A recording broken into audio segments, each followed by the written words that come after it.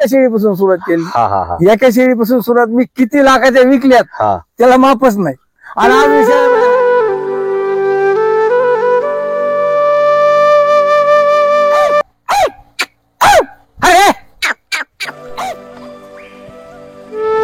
दूध खाली पिळावं लागतं. हा हा किमान 3-3, 4-4 धारा एका एका थानाच्या खाली पिळावं लागतात. बर आपण जर ते शेळीच्या थानाला दूध जर खाली जर नाही पिळलं त्या शेळ्या किती होत्या आणि त्याची गणतच नाही. सांभाळल्या तर किती का सांभाळायचं किती का पिकत आपल्याला वाटलं इथे बोर आली ह्या बोरीच्या ढगळ्या ह्यांच्या आता तोंड पुरत नाही. मग ह्याने काय करायचं तो ढगळा तोडायचा.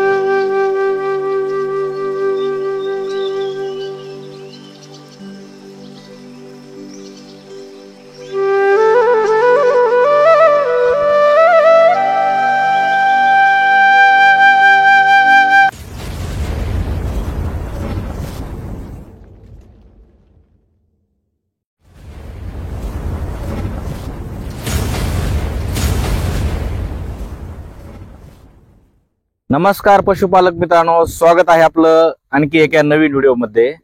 शेतकरी मित्रांनो, पशुपालक मित्रांनो, तुम्ही जर पाहितलं आपल्या चॅनलवरती आपण बरेचसे व्हिडिओ पाहितले, बरेचसे शेळी पालनचे फार्म पाहितले. आज आपण आहोत बीड जिल्ह्यामधील शिरापूर धुमाळ या गावामध्ये. आणि तुम्ही जर माझ्या पाठीमागे पाहितलं एक बाबा दिसत, बाबाचं वय तुम्ही गेस करू शकता किती असू शकतं.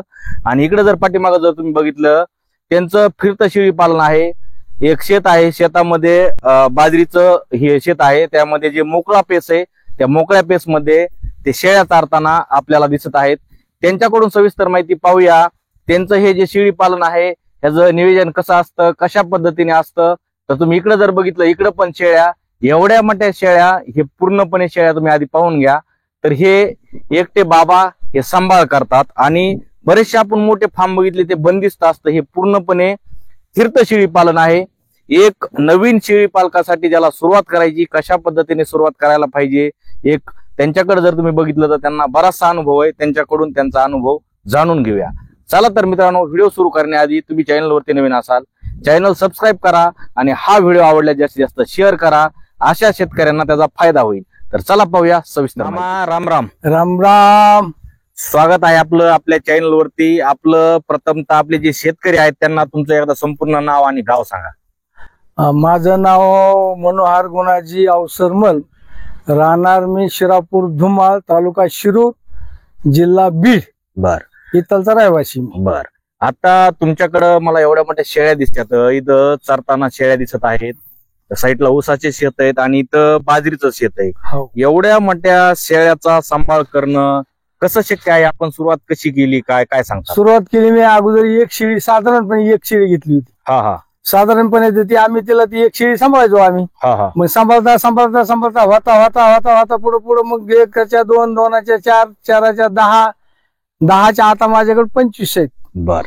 आणि मी रोज काय करतो आता, मी एवढं काय होणं शक्य नाही पण सांभाळतो ना इलाजानी. सांभाळीत सांभाळीत सांभाळीत रोज आपल्या सोडायच्या, रानात चारून हिंडून फिरून आणायच्या, पाणी पाजायच्या, संध्याकाळी घेऊन जायच्या, बांधायच्या. आणि ह्याचं संगोपन मी नित्यनेमाने करतो सारखं. बर. कारण मला हे कसं आहे की ह्यो शेतीला जोडधंदा म्हणून चांगला उपयोगी. बर. आपल्याला जेव्हा गरज पडेल तेव्हा आपण तिला विकू शकतो. बर. गरज तर आपल्याला पडते, आपल्याला दवा गोळ्या इंजेक्शन माहिती सांगा अशी आपल्या शेळ्या दाखवा. हा, हे का हे सगळ्या अशा शेळ्याच बघा, ह्या चरत्यात सगळ्या ह्या शेळ्यापासून ह्या बघा ह्या पूर्ण इथपर्यंत सगळ्या त्या शेळ्या या चरत्यात रानामध्ये. बर. आता आपल्याकडं ज्या शेळ्या आहेत, आता प्रत्येक शेळी पालकांना किंवा नवीन जे शेतकरी आहेत त्यांना शेळ्या घ्यायचं म्हणलं की सुरुवात कशी करायची? आता तुम्ही बघितलं असेल व्हिडिओ मध्ये म्हणा किंवा एखाद्याच्या असं गावाला गेल्याच्या नंतर मोठे मोठे पत्र्याचे शेड वगैरे बनवलेले असतात आणि बंदिस्त शेळ्या चालय, त्याबद्दल काय सांगतात? त्याच्या सगळ्यात ही मला बी असं वाटतं की मला सुद्धा बंदिस्त शेळ्या करायला पाहिजेत. बर. आणि मला ती सवय आदत लागल्यामुळे मला ह्याशिवाय काय करू शकत नाही. करायच्यात पण एवढं साधन माझ्याकडे नसतं. मोठं शेळी पालन करायचं किंवा मोठे पत्ते वगैरे, चॅनल वगैरे, शेळ्याला बंदिस्त करून मोठं शेळी पालन असं केलं म्हणजे मग चांगलं सोयीचं आहे. पण मला बर. पण ते होणं शक्य नाही माझ्याने, कारण माझा मुलगा कारखान्याला एक जातो. एक मुलगा आहे माझा, एक मुलगा त्याला पॅरालिसिस झाला, तो जागेवर बसून असतो. आणि मला हे नाही झालं, केल्यामुळे काही पर्याय नाही, त्याच्यामुळे मला हे करावंच लागतं. बर,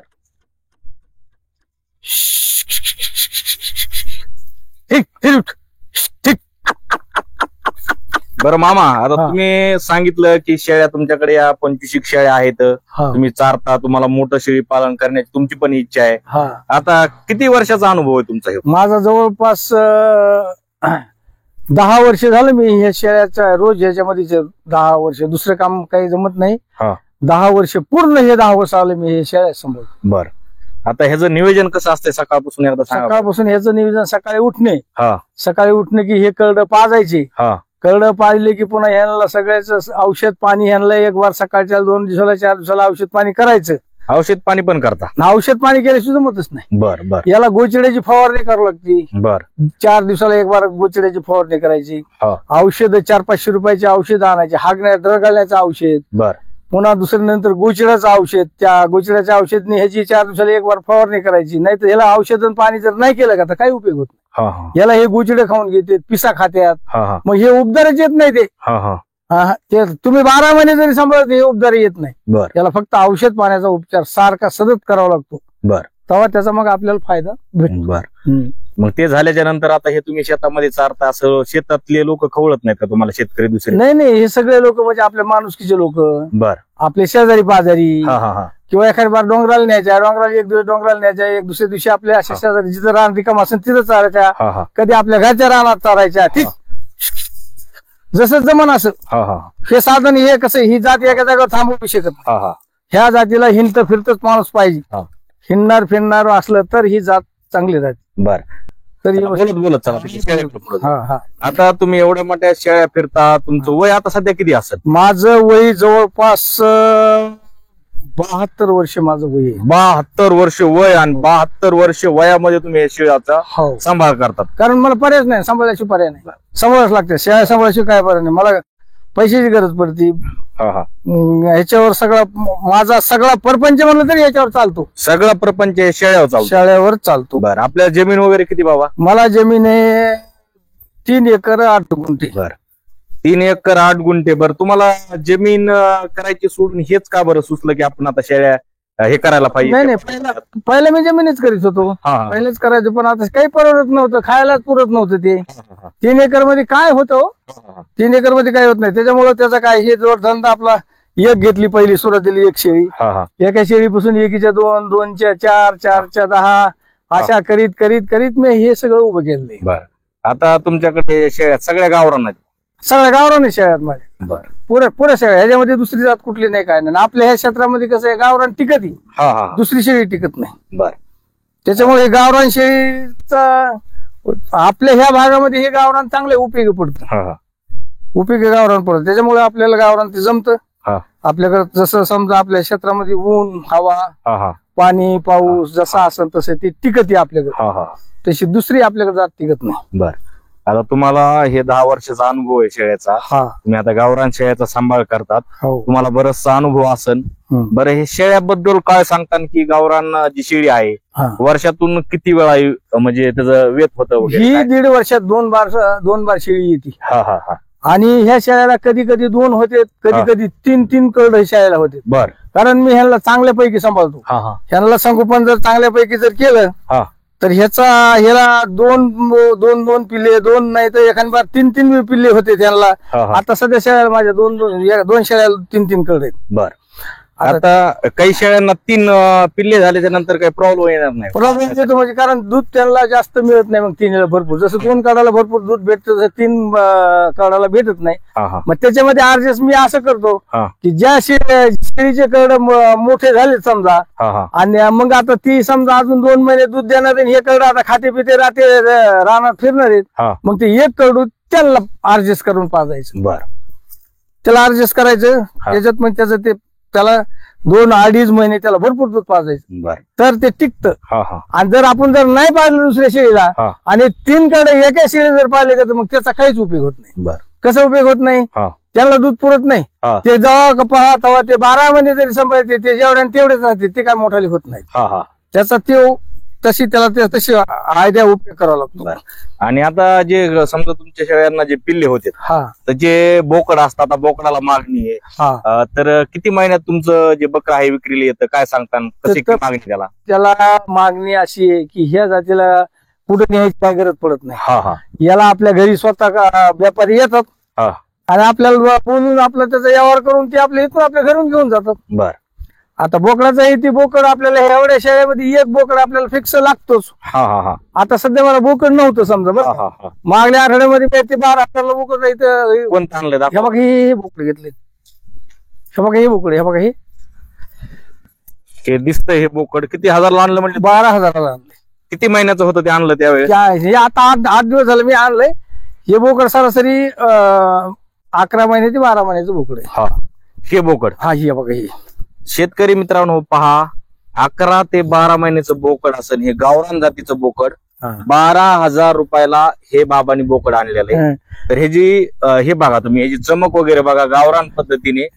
गावरान बोकड जर असं जर 12,000ला येत असेल म्हणलं तुम्हाला का बरं परवडणार नाही?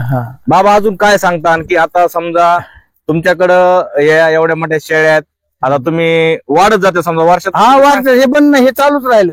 तुम्ही सांगितलं वर्षातून 2दा शेळी येते. नाही 1.5 वर्षातून 2 बारी. 1.5 वर्षातून 2दा? 2 बारी. आता हे तुमचा ओरिजिनल अनुभव आहे, तुम्ही ओरिजिनल तुम्ही हे अनुभव घेऊन करतात.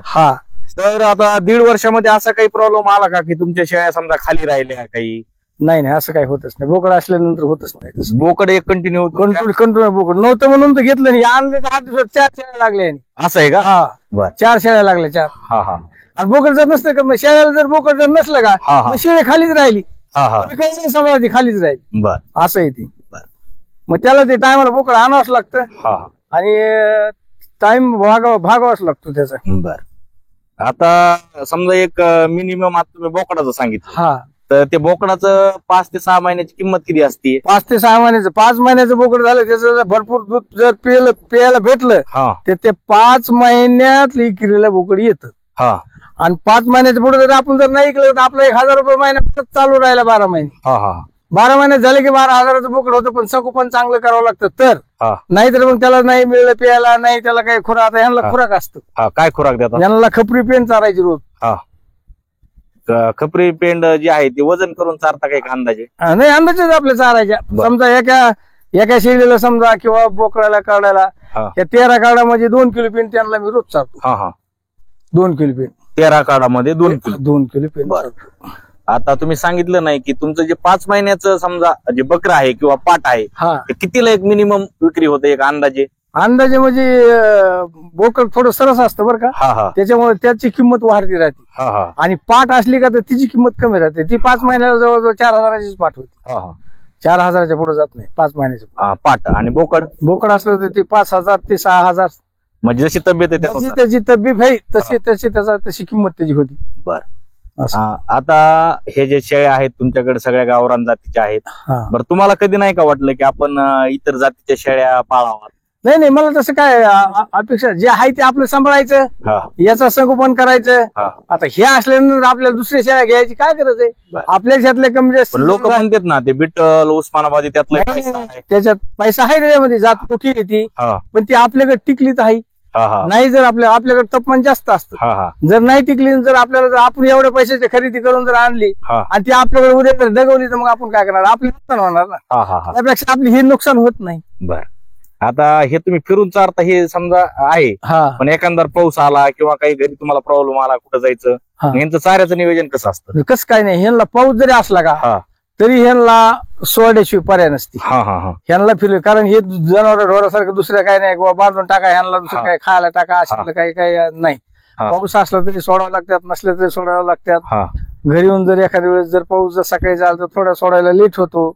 मग आपण काळजी घेऊन इकडे त्यांना कुठं आपण चांगल्या ठिकाणी नेऊन त्यांचं पोट भरायचं, अशा हिशोबात आपण चालायचं.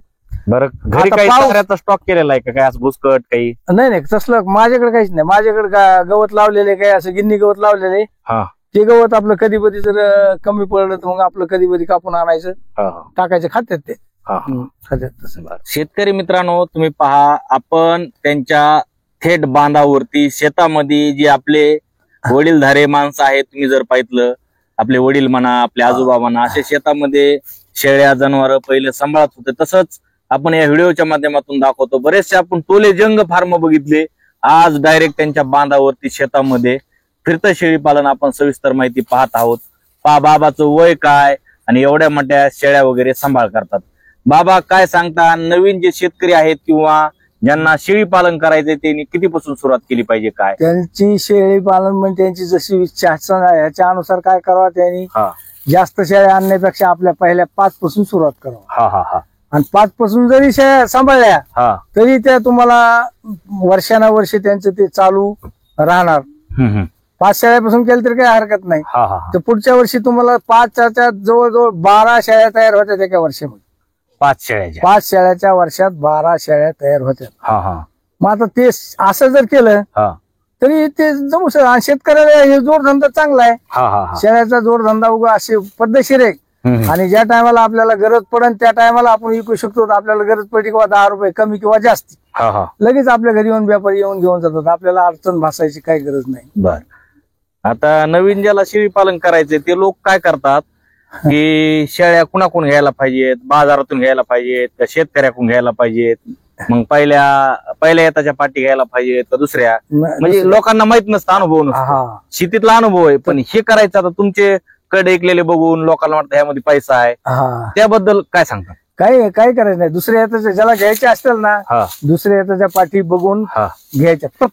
दुसऱ्या येताच्या पाठी बघून घ्यायचे. पहिल्या पाठीचे बी काही एक असतात आणि कमी 2-2 येताच्या दुसऱ्या येताच्या जर पाठी 5 घेतल्या झाला त्याचा व्यवसाय सुरू झाला. बर, पण तरी पण एक तुमचा अनुभव काय सांगताय की तुम्हाला किती वेळ येताची घ्यायला पाहिजे?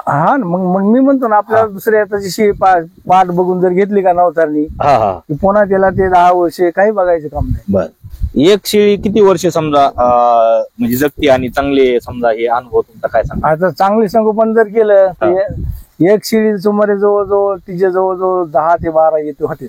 10 ते 12 येते ते शेळीची होते. बर, पण 12 वर्षाच्या नंतर मग ती निकामीच होती समजा.